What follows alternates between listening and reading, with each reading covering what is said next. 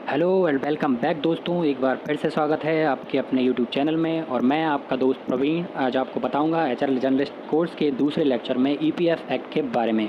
तो चलिए शुरू करते हैं। जैसा कि आपने फर्स्ट लेक्चर में देखा कि एचआरएम के अंडर 3 मेजर पार्ट्स आते हैं, जिसमें फर्स्ट है हमारा स्टैच्यूटरी कंप्लायंस। इसके अंदर हमने देखा था कि हम ईपीएफ एक्ट के बारे में पहले डिस्कस करेंगे। तो ईपीएफ क्या होता है इसके बारे में हम आज डिस्कस करने वाले हैं, ठीक है।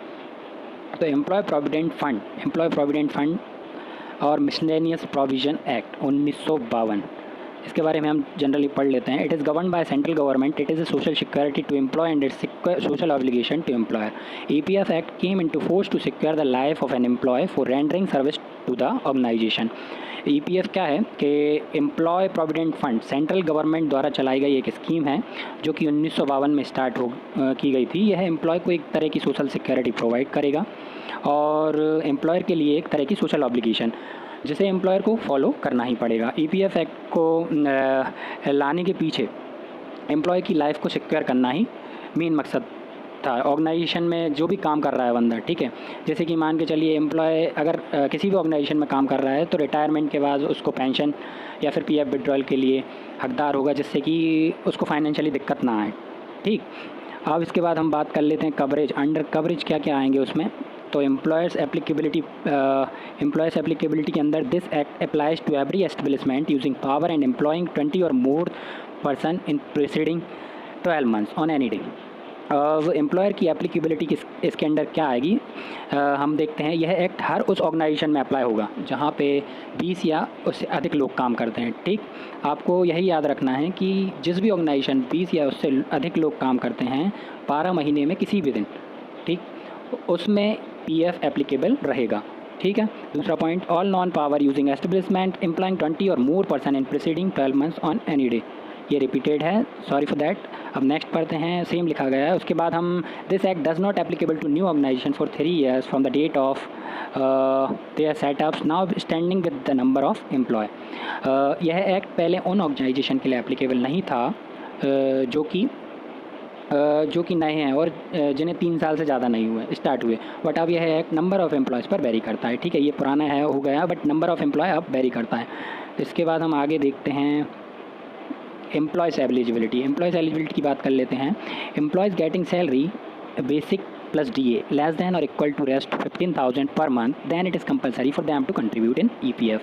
अब एम्प्लॉयज़ एलिजिबिलिटी की बात कर लेते हैं। जिस किसी एम्प्लॉय की सैलरी बेसिक प्लस डीए मिलाकर 15,000 है या 15,000 से कम है तो उसके लिए ईपीएफ में कंट्रीब्यूट करना कंपलसरी माना जाएगा ईपीएफ के अकॉर्डिंग। एम्प्लॉयज़ एलिजिबिलिटी, ठीक है, यह 15,000 और 15,000 से कम वाले सैलरी पर ही एम्प्लॉय की एप्लीकेबल होगा। अब डियरनेस अलाउंस प्लस बेसिक मिलाकर ही 15,000 सैलरी होना चाहिए। अब नए एक्ट के अकॉर्डिंग अभी इम्प्लीमेंट हुआ था, उसके अंदर सारे अलाउंसेस कवर होने लगे, जैसे कि बेसिक के साथ एचआरए भी मिलने लगा, हाउस रेंट अलाउंस और डियरनेस अलाउंस, उन सब पर वेरी करने लगा 15,000।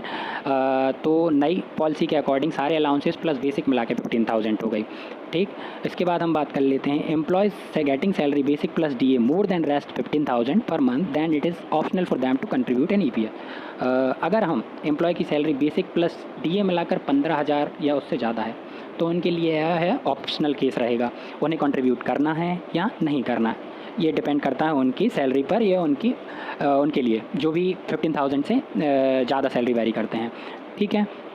इसके बाद एम्प्लॉय रजिस्ट्रेशन देख लेते हैं। एम्प्लॉयर रजिस्ट्रेशन, अगर कोई न्यू फर्म या बिज़नेस या ऑर्गेनाइजेशन स्टार्ट करता है जैसे कि, और अगर उन्हें ईपीएफ रजिस्ट्रेशन करना है, न्यू ईपीएफ रजिस्ट्रेशन करना है और अपनी ऑर्गेनाइजेशन के लिए कोई किन किन डॉक्यूमेंट का होना ज़रूरी रहेगा, उनके लिए बहुत हेल्पफुल रहेगा जो कि बंदे अपने न्यू कमर हैं या फिर एचआर में नए नए फ्रेशर लोग हैं, ठीक है।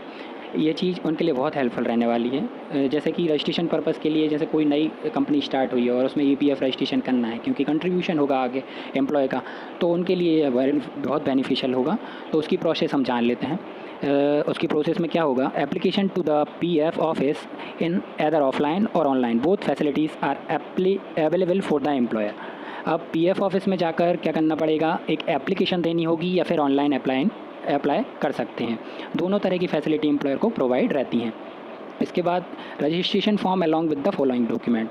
रजिस्ट्रेशन फॉर्म के साथ साथ कुछ डॉक्यूमेंट जैसे कि आर्टिकल ऑफ एसोसिएशन और मेमोरेंडम ऑफ एसोसिएशन, ओके। तो article of association and memorandum of association, अब ये क्या होगा भैया, अब ये तो हमें समझ में नहीं आएंगे। अब ये क्या होते हैं हम आपको बताते हैं। मेमोरेंडम ऑफ एसोसिएशन यह एक प्रकार का डॉक्यूमेंट होता है जो कि कंपनी को स्थापित करता है, बताता है कि डिपेंडेंसी है, कंपनी यहाँ पे रजिस्टर्ड है। और आर्टिकल ऑफ एसोसिएशन क्या निर्धारित करता है, डिसाइड करता है कि कंपनी को कैसे चलाया जा रहा है या चलाया जाता है, सच एज गवर्न और आउन। ओके, आर्टिकल ऑफ एसोसिएशन में क्या होता है, डायरेक्टर्स की रिस्पॉन्सिबिलिटी शामिल रहती है, पावर्स शामिल रहते हैं। ठीक, अब आप समझ ही गए होंगे कि आर्टिकल ऑफ एसोसिएशन क्या होता है और मेमोरेंडम ऑफ एसोसिएशन क्या होता है। ठीक, इसके बाद हम बात कर लेते हैं आगे list of directors, partners, honours along with their respective residential address. इसके बाद डायरेक्टर्स, पार्टनर्स, ऑनर्स, कंपनी के डायरेक्टर्स जो कि रहेंगे, पार्टनर्स रहेंगे, ऑनर्स की लिस्ट रहेगी, सारे उनके साथ उनका रिस्पेक्टिव रेजिडेंशियल एड्रेस आपको प्रोवाइड करना पड़ेगा उनको। इसके बाद seat of employees, seat provide करनी पड़ेगी। फॉर्म 9 प्रोवाइड करना पड़ेगा बैंकर्स डिटेल के लिए। कैंसिल चेक, ये चीज़ कैंसिल चीज़ लिखा गया, sorry for that, cancel cheque provide करना पड़ेगा। Sales and income tax details with balance sheet, balance sheet के साथ साथ आपको इनकम टैक्स डिटेल देनी पड़ेगी, बैलेंस शीट देनी पड़ेगी। Shop and establishment act, factory act, licence देना पड़ेगा। अब आपकी कंपनी किसके अंडर आती है, या फिर जो भी फॉर्म चला रहे हैं आप, किस शॉप एंड एस्टेब्लिशमेंट एक्ट के अंडर आती है या फैक्ट्री एक्ट के अंडर आती है, ये आप बाद में समझेंगे जब हम बाद में एक्ट पढ़ेंगे लेबर लॉस में, कि शॉप एंड एस्टेब्लिशमेंट एक्ट के अंडर क्या क्या फर्म आएंगी, कौन कौन सी फर्म आएंगी, फैक्ट्री एंड एक्ट के अंदर क्या क्या प्रोवाइड करना पड़ेगा और कौन कौन सी कंपनीज़ इस फैक्ट्री एक्ट के अंदर आएंगी, तो वो बाद में आप लेबर लॉस में समझेंगे। ठीक है, देन आप salary, details of total employees, जितने भी एम्प्लॉय आपके काम कर रहे हैं उनकी सैलरी डिटेल देनी पड़ेगी आपको। फॉर्म 11 देना पड़ेगा for detail of PF exempted employees. This form is filled up kept with HR department, not send to EPF office. Form 11 उनके लिए जो एक्सक्लूडेड एम्प्लॉय हैं, जो 15,000 या उससे ऊपर हैं या फिर कंट्रीब्यूट नहीं कर रहे हैं PF में। यह फॉर्म फिल करके HR अपने पास रख लेगा, EPF को नहीं भेजेगा। बाद में क्या होगा, ऑडिट पर्पस से, कि कितने बंदे आपके इधर ऐसे हैं जहाँ पे PF कंट्रीब्यूट उनका हो भी रहा है या नहीं हो रहा है, या आप हमसे छुपा रहे हैं। कल के दिन ऑडिट पर्पस से हम ये चीज़ HR के पास सबमिट रख सकते हैं। ठीक, देन हम बात करेंगे EPF official will take the inspection after submission of the above document after finding correctness of everything. EPF provide EPF code which is alphanumeric number.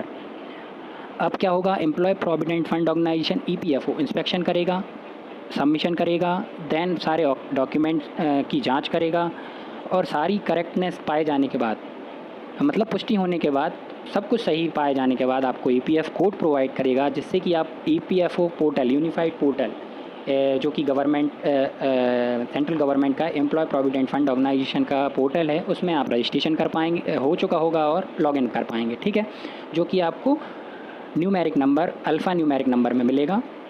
इसके बाद आप एक्सेस कर पाएंगे।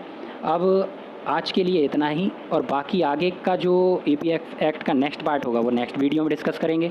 और इसके अलावा लेक्चर रिलेटेड कोई भी आपको डाउट हो तो कमेंट बॉक्स में जाकर पूछ सकते हो। तब तक के लिए गुड बाय, टेक केयर। और हाँ, वीडियो अगर अच्छा लगे तो बताइएगा ज़रूर, जिससे कि आगे के वीडियो प्रोवाइड करने में मोटिवेशन मिलता रहेगा। Okay, bye bye, take care.